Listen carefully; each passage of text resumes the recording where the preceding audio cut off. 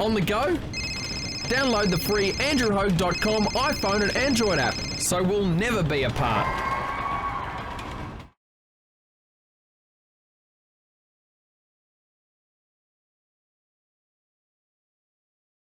This is Andrew Hogue for andrewhogue.com, still Australia's only 24/7 metal radio station. It literally feels like 6 months ago that we spoke to this great man, Manuel Gagneux, from ZEAL and ARDOR, but time does fly. But I tell you, I'm quite stunned by the band's brand new record called, I hope I've pronounced this correctly, Gref. Yeah. Okay, that's a good thing. So, like I said, we'll get right into the discussion about how eclectic and broad this new album is. Album number 4. Now, you being the main founder and songwriter, I've been told that have just sort of somehow relinquished some control, let go of the reins, and allowed, other members to contribute and collaborate, because that's what's made this album so diverse. I still can't sort of get my head around it, and that's not a negative. That's just like, what the hell's going on here? So how do you feel about it, listening back to it now? I mean, I do not listen to that record anymore. I have Really? not enough time with it.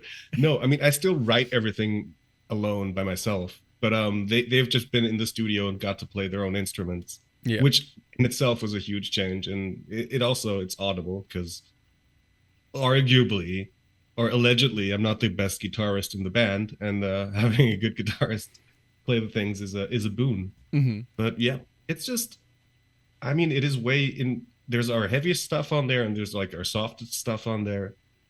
It's just a broader spectrum of our particular brand of weird.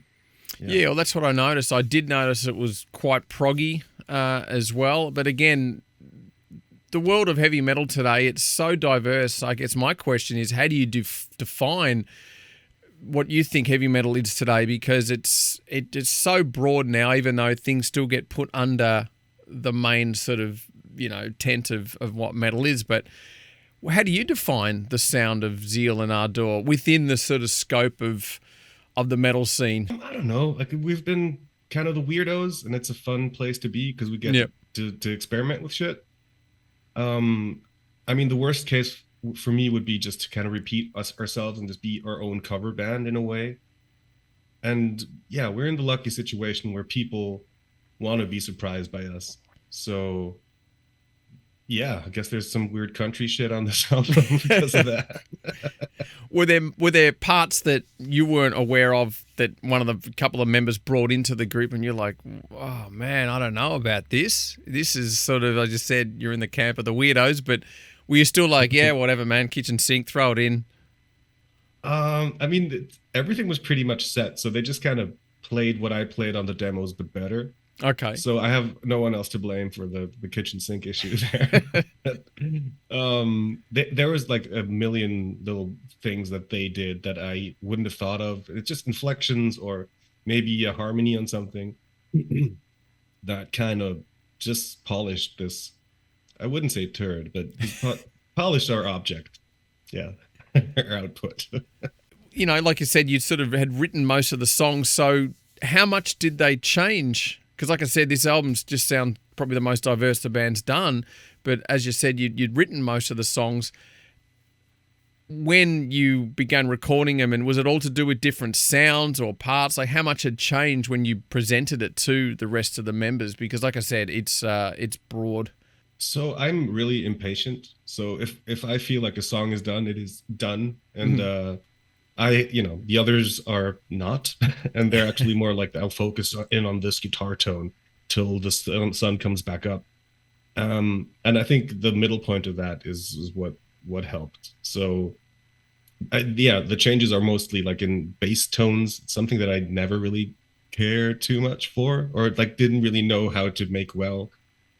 And also, like, I might have finished writing the songs and recorded them, but like then it was mixed by another person who knows what they're doing, and just kind of came together then. Were there moments where you were like, yeah, no, I don't know how this is going to pan out, considering all their sort of inputs and all the sounds and things? Were you like, Was it really hard to relinquish some control on this record? I was really, really kind of nervous about it going into it. I'm like, okay, what if they fuck up? And like, what if it's going to be bad? I'm going to have the talk or whatever. But the minute they started playing, it just kind of blew away. And it's just like, oh, okay, they're actually better at this than I am. So this is going to be fine. Have you had the talk before? No. And so I don't really have a script for that. That's what made it so scary. What would happen if that was to come up to come up? Look, guys, we got to have a talk. Oh man, just I'm getting sweaty just thinking of the situation. Oh, imagine having to tell. Yeah, I mean, I know you wanted to, express yourself, but turns out that's shit. It's bad because in essence, you're telling them what you are doing professionally is not good. Yeah, and I'm glad that's not going to happen. Now it's been out for a week or so. Obviously, it's still very early days for reviews and comments and things like that. But what has been some of the feedback you've received so far from fans about the new album? I mean, it's pretty much what I expected. Like, a lot of people really like it, and other people are like, "This is not heavy enough." Or, it's funny. There's this subreddit called Prog Music, and they have a discussion on. I normally don't look at this stuff, but I can resist. And they're angry about it not sounding like the old stuff on the progressive metal subreddit, which I just find, wow, this is beautiful. No, but it's a mixed bag, just like the record. Hey, how topical. But it exactly in the way that I wanted it, because like we're kind of elbowing some more space, some more freedom, and just kind of leaning into the weird things. And there's even happy songs on this. We never got to be happy. So I noticed that. That's why I was just like, this is really a roller coaster of, emotions, pardon the cliche. But, I had to listen to it a couple of times last night just going, where am I? In a good way. Like, it really is, like I said, the eclecticism is just enormous. Now, have you thought about how this is going to go down live? Like some of the songs, just like, how can we do this live, present it live? How will it go down as far as the emotions that come through these new tracks? Because like I said, it's broad again. Yeah. Because of its broadness, we actually already play a couple of songs live, and it works really well. I mean, there's also like the stupefied faces that you have to deal with, but like come first, like hook, they're like, okay, this is fine. Yep. But it's funny to elicit a confused face out of audiences, because that's not easy actually. Unless you like whip out a saxophone during a fucking Sepultura show. Yeah. Oh, look at Mr. Bungle. Yeah. Yeah.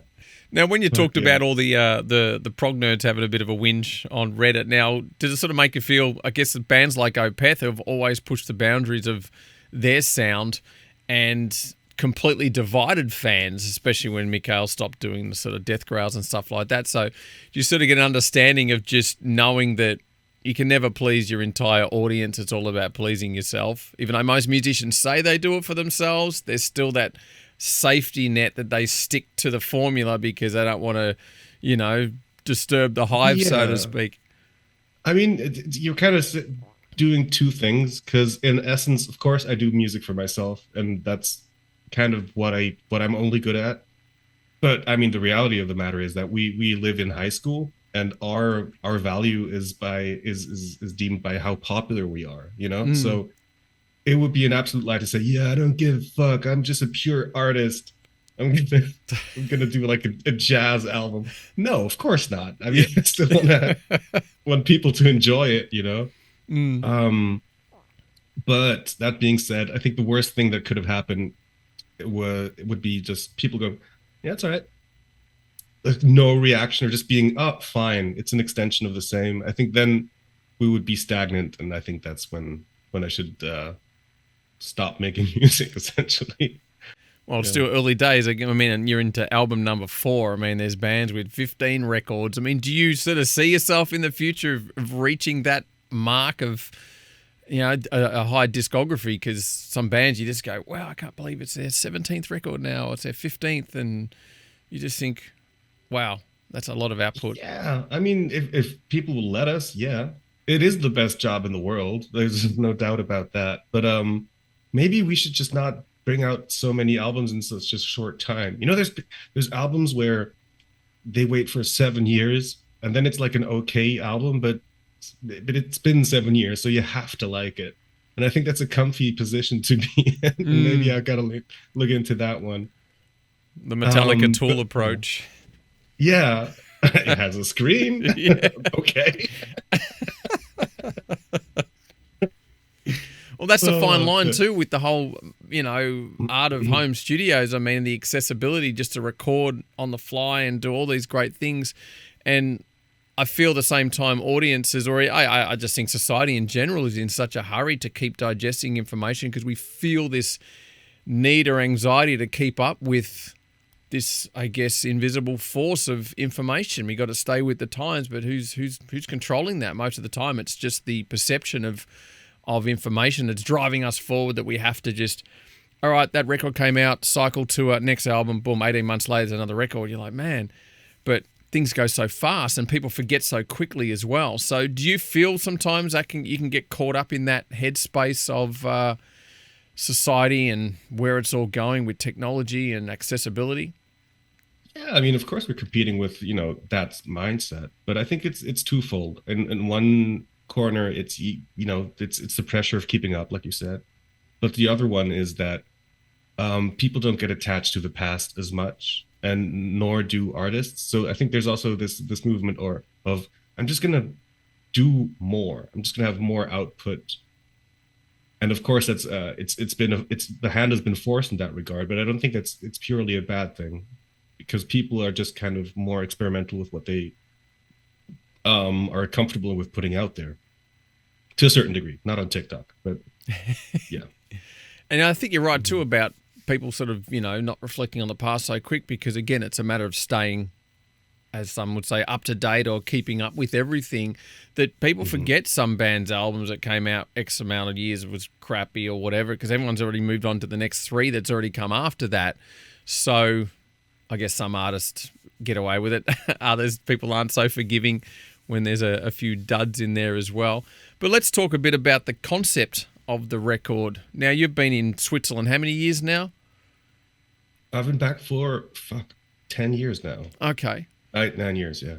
So I've been told that the actual Gref concept is based on a Swiss tradition. So did you know much about that before you moved to Switzerland to sort of use this as part of the concept for the album?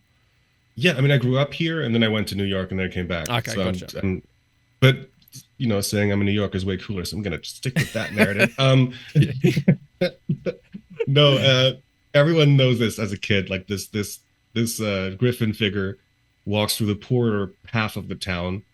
It's like an 800-year-old tradition. And then this Griffin, along with two other mythical beings, just shows its backside to the rich part of town. And as a kid, your school would there'd be like a field trip kind of thing. And that kind of, everyone in the band saw that. And I think it's kind of poetic because poetic. Now that everyone plays their part on the record, it's kind of like a common thread amongst us. Like the first chapter of a Stephen King book, when it's like, we saw fucked up shit as a child, and then in the second half it's the clown monster or whatever. Yeah. That went a weird place. I'm sorry. That's all right. Keep going. I'm listening. Yes, I'm done. That was the end. And was that hard to sort of put into the I guess in musical terms, like talking to the rest of the members about the whole thing? With they obviously knew about it, I presume too.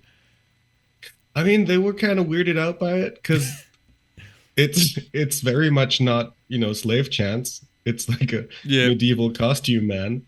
But they got into it once they saw, like, this is about us and about what we can do, I guess. So they were fine with it eventually. It's not like they had a fucking say in the matter. But otherwise, you would have had to have that talk. That talk. No, I'm kidding. So when do you think we'll get to see this stuff live back in Australia? Because you've been to Oz a few times. Is there something on the cards early next year, possibly, for a return?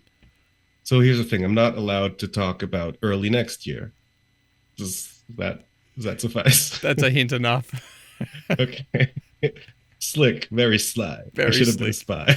Well, I look forward to seeing it and hearing some of these tunes live. So what we could do, we can get you to choose 2 of your favourite tracks from the record. Because again, what, about 15 songs all up? There's a couple of little interludes. But get you to choose 2. Because I've noticed the songs aren't that long. No, I get seems like someone sucks at writing long songs. I've noticed that big time. Like I said, I do a weekly radio show. I feature all the latest stuff, and I'm noticing most bands aren't writing long songs anymore. It's between 3 minutes to 5, 6 tops, and even some of your literally because of Spotify. I can guarantee you. Really, just chopping it down for the algorithm.